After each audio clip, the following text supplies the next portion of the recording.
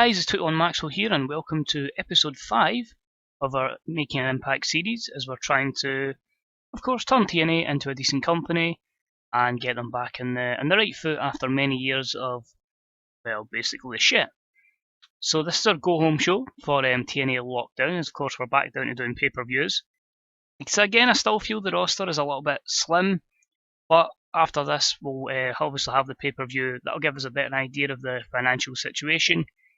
And from there we can start looking to recruit talents to hopefully either have a bit of name value towards them or be someone who can help us get a bit of name value to either themselves or to some of the current roster. So hopefully we can get hyped up for the pay-per-view coming in the next episode of a good Go Home show, and we'll just kick straight in at 15 segments. Here is TNA Impact Wrestling. So we're in front of 2,731 in the Baller Gymnasium, and we start the show with EC3 coming out. He says, "We're just a mere 4 days away from finally getting rid of Dixie Carter from TNA. The crowd cheers. What a glorious day it is going to be, and I have no doubt that this company will thrive and take itself to levels never seen before. It's also going to be fun knowing that no one will stack the odds against me ever again, and every opportunity will be fair. And it will never ever have to listen to Dixie's annoying voice." And he's cut off. By who else but Dixie Carter? Enough, Ethan. What you should be saying is, it's 4 days until you can no longer challenge for the TNA World Heavyweight Championship after Tyrus defeats you at Lockdown. And since you want fairness, how about tonight? I put you in a little handicap match where you will take on the World Tag Team Champions, The Decay. So that is one of our matches for tonight. Handicap match, EC3 against The Decay. D plus 52 for this segment, so hopefully gives Dixie Carter a little bit of a boost. EC3 not suited to the gimmick, but it gives the show a good start. Strong start, it gets the crowd hotter. EC3 was good, Dixie Carter underwhelming. It continues the storyline. Dixie Carter's learning to show more charisma. Could that help her in the future? Who knows? Negatives here. Dixie Carter and the announced teams will experience. Our opening contest of the evening, and about that had some subpar wrestling and little heat. James Storm defeated Braxton Sutter in 7:15 by pinfall with the 8-second ride. A D plus 50, so very promising there for both men. Good to see that Braxton was able to hand with James Storm here, so that's encouraging. James Storm get the 54 for the in-ring rating, Sutter with the 33, and it got the crowd hotter again. So again, positive stuff there. No skill improvements, however, to speak of. Negatives being the chemistry and the declining physical ability of James Storm. James Storm then picks up the win, and he has a quick message he wants to pass on. He says, "Eli Drake, I think we have some business that we need to take care of, son. A few weeks ago you scored a lucky victory over me, which is fair enough. But if you're a real man, you'll face me this Sunday and show the world that you can beat me one-on-one fairly. So this Sunday I'll be at Lockdown and I'll be waiting. Let's just hope you've got the balls to turn up and fight. And when you do lose, it'll be sorry about your damn luck." So C minus 53 there, continuing the storyline between Cowboy James Storm and Eli Drake. Will they come to a head this Sunday? We can only find out in the next episode. All positives there, again apart from the announced team. Then a small hype video for the new international sensation, Shibata, who's in action next. Again, just an F plus 14 because of his lack of overness within the US. That's why we're running these videos, to get him over. Nothing really to speak of there, no extra factors, just really killing a bit of time, but most importantly, helping get the superstar over. The match itself had subpar wrestling and non-existent crowd heat, but Shibata defeats Tigre Uno in 4:46 by pinfall. A D44 is okay. Tigre Uno had a 34, Shibata with a 45, as we continue to build him up. No skill improvements, and the dirt sheet has the 1 negative plus the poor momentum for Tigre Uno. Next up, in a match that had terrible wrestling and non-existent crowd heat, Trevor Lee defeats Chris Melendez in 9:22 by pinfall. A disappointing E plus 30, again it's trying to build up some of these talents. Chris Melendez and Trevor Lee didn't seem to click, which was a bit awkward, you know what it means, we can't use them together in the future or it's going to suffer. It cooled the crowd a little bit. Melendez with a 28 rating, Trevor Lee with a 26. But given the age of Trevor Lee, I think it's someone we can definitely put a lot of faith in the future. We just need to get him over. No skill improvements to speak of in this instance. And the dirt sheet has a few negatives there. Chemistry, the psychology of Trevor Lee, and the poor momentum of Chris Melendez. Trevor Lee picks up the impressive victory over Chris Melendez, and it looks like he's got something to say.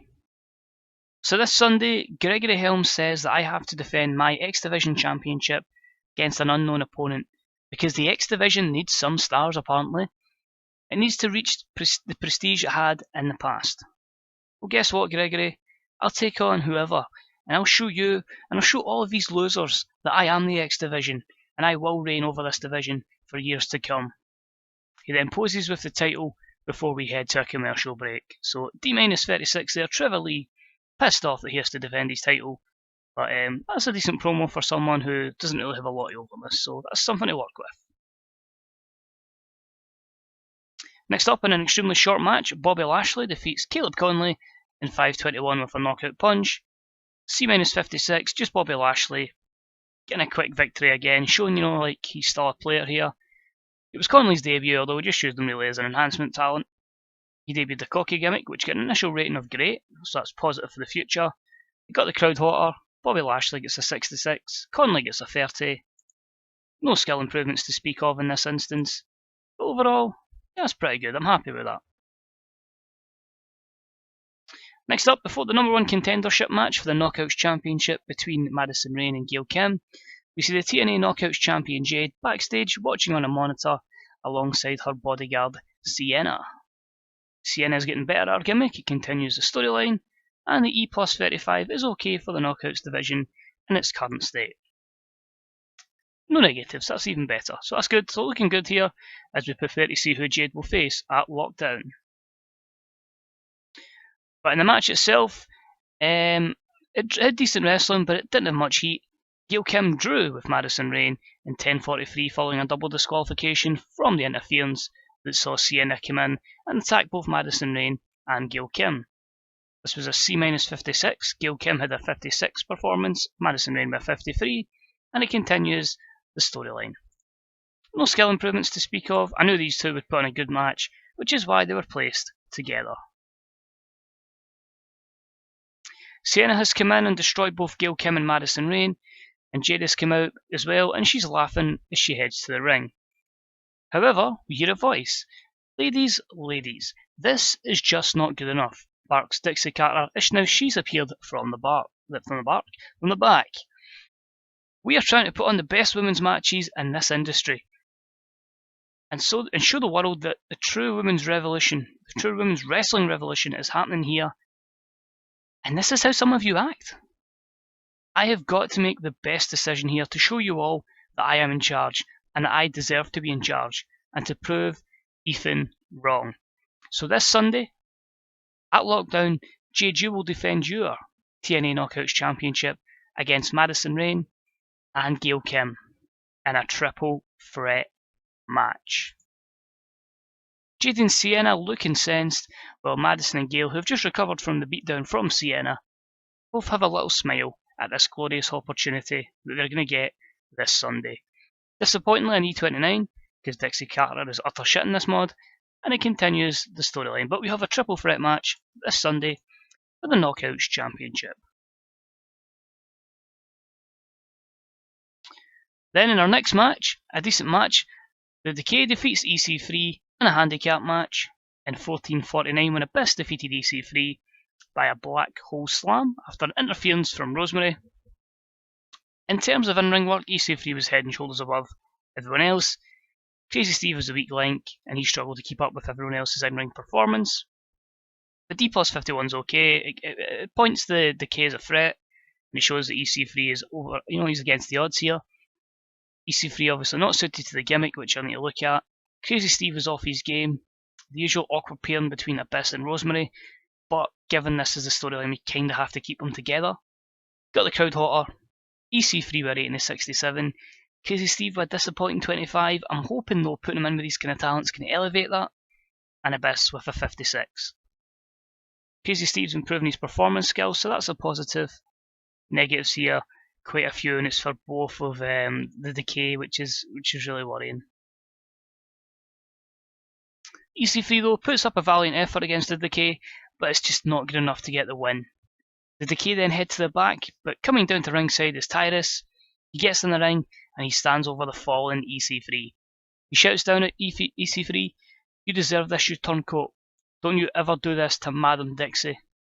He then picks up EC3 and nails him with an exploder suplex. EC3 is down and in pain.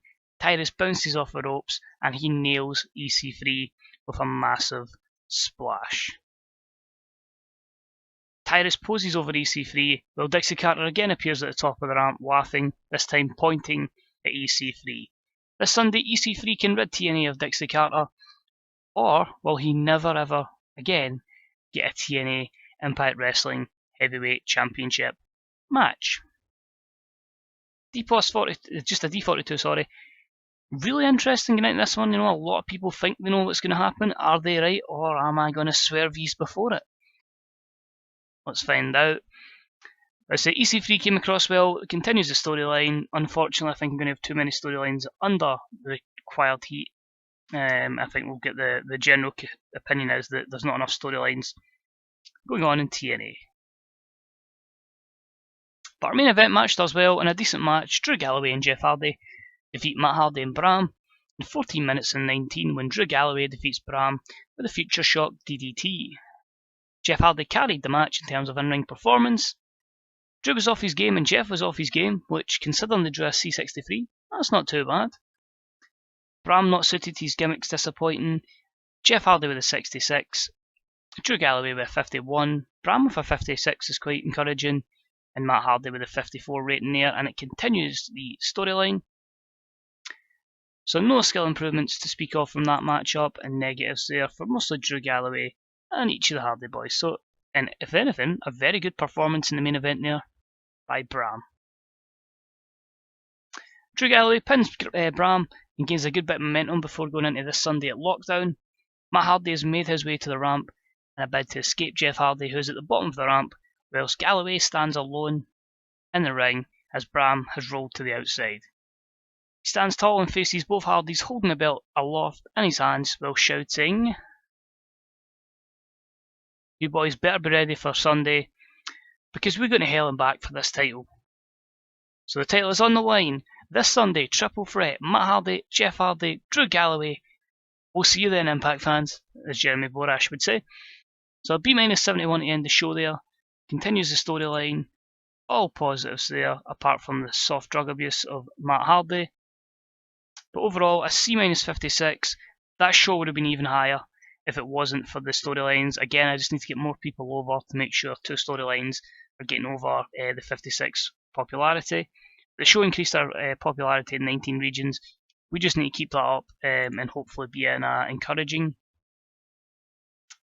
If we just encouraging results is basically what we need. If we keep making pop, encouraging progress, and in game it seems like a Jerry Lawler pass away. I hate seeing that when it's wrestlers like that. Interesting, I've not had many in my WWE save, and that's 3 months in, and this is just 1 month in. We'll have a quick look then. Hitami at the main roster. We're quite happy with that show. Shibata wants a better push. The TV rating was a 1.12, so we're getting there, we're getting a little bit better.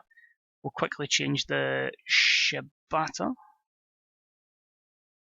push. I'm pretty sure a few people probably saw some new signings there, but hey, they're going to get revealed at one point, aren't they? His popularity up to 18, so that's good considering it started very short to start with. Yep, so going from 10 overness to 18, that's a good progress. We'll keep building them up hopefully and get them in a good position. So I say Lockdown's going to be the next video. Hopefully we can keep making a good bit of money from that. Size wise, we're still at 48, so maybe a 47 there as well. If we can maybe just make sure the pop is happening in the US. So as long as we're getting over 53s, we should keep gaining pop in the US and hopefully drag ourselves away from just in the brink of losing cult to kind of getting towards national. The other thing I wanted to look at was the storylines, if I can find that. So yep, so you got 2 over 59, as you can see there, 38 for the Eli Drake one there. 71 for that, so that's perfectly fine. That's the other storyline we need to get over, unfortunately. That and the Wolves and the Decay is just a bit short. But say if we actually get back onto that page, quick run through a bit of the card for Lockdown then. James Storm potentially could face Eli Drake. That could probably happen at Lockdown. Drew Galloway versus Jeff Hardy versus Matt Hardy is going to happen. The title. EC3 versus Tyrus. If Tyrus wins, EC3 never gets a title shot again. If EC3 wins, Dixie Carter is going bye-bye. Tag Team Championships are on the line as the Decay, Abyss and Crazy Steve takes on the Wolves, Dave Richards and Eddie Edwards. And a triple threat match as well for the Knockouts Championship as Jade defends against Gail Kim and Madison Rayne. And of course we will have the X Division Championship on the line as Trevor Lee defends against an unknown opponent. So that, and maybe add a couple more matches in there just to bulk up the size of the card, but that is what we are looking forward to at TNA Lockdown. So I hope you enjoyed this show, guys. Hopefully you're looking forward to the pay-per-view coming up. If you get any predictions on that pay-per-view, put them in the comments section below. Any comments on the series or the signings you may have saw, let me know what you're thinking, really, guys. Honestly, all feedback I'll try and get back to as quickly as possible. All support is deeply appreciated. As I say, any comments, whether it's on the comments section, whether it's on Reddit, or whether it's on the Grey Dog Software forums, I will try and get back to all of it as soon as I can. But as always, guys, thank you for watching. It's been a pleasure as always, and hopefully I'll see you next time for another TNA Making an Impact. Bye bye.